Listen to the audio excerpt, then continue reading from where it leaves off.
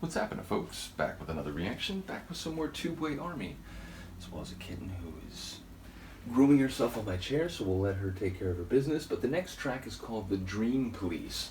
It's a really interesting phrase, lots of different types of police, including secret police and political police. I mean, man, would you mind if I maybe just got in on my chair a little bit? Let's see what she thinks about that. She's not overly fond, I'll tell you that.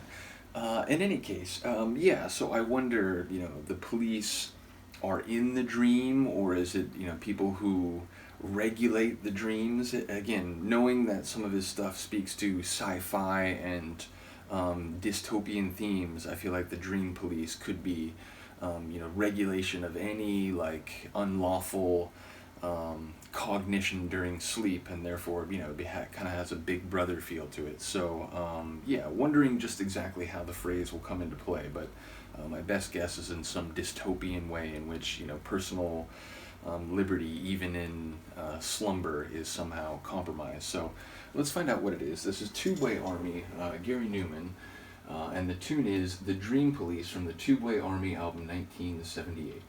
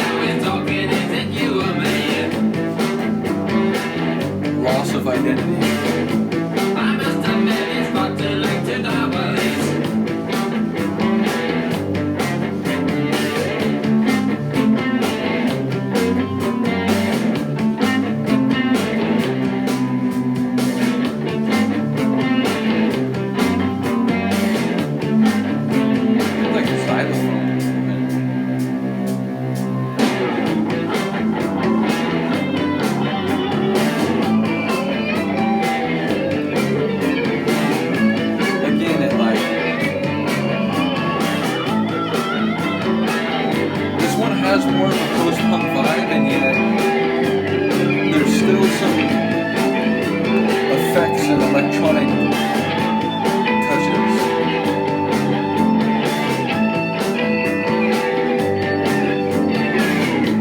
What is your name? We are the end of the line. The rising now, dreaming of a dozen time. There's no dreaming if it went. It's not on time.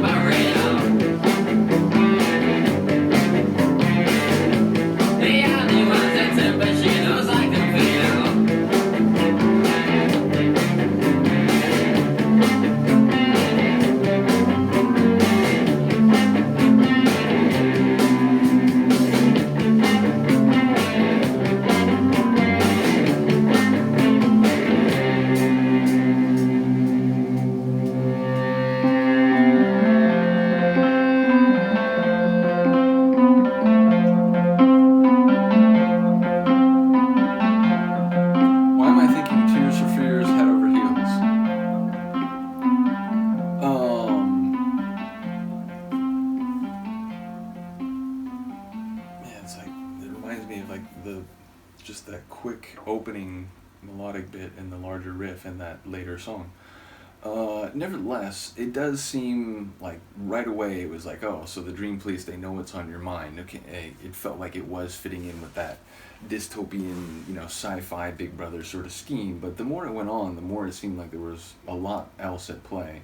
As I was saying, it felt more post-punk than some of the others. It didn't have as much, synth work. In fact, it was really just like a couple of the moments where the guitar sounded like it might have some effects on it. And a lot of the like really intense sounds I think were actually guitar work. But yeah, like I said, it had a more post-punk feel, but still the vocal delivery and just the overall atmosphere, maybe even the subject matter. Again, you can tell it's like pushing toward a more like new wave synth type of sound. So yeah, it's interesting. The more I go through this album, people have been saying that since the beginning, and in fact, I think a couple reactions ago, someone mentioned that like this album, the label expected or essentially thought it was going to be a straightaway post-punk record, and it was only, Numan's desire to sort of follow this, new kind of electronic approach to like production and music making that led it to have a different legacy altogether. So yeah, ultimately hearing more of the tunes, I'm getting more of a sense for what that means. So once again, shout out to Han Solo for sharing this. As I keep mentioning, we'll go through replicas after this and then get back to the pleasure principle. And yeah, just let me know what you think. I'll see you next time. Peace.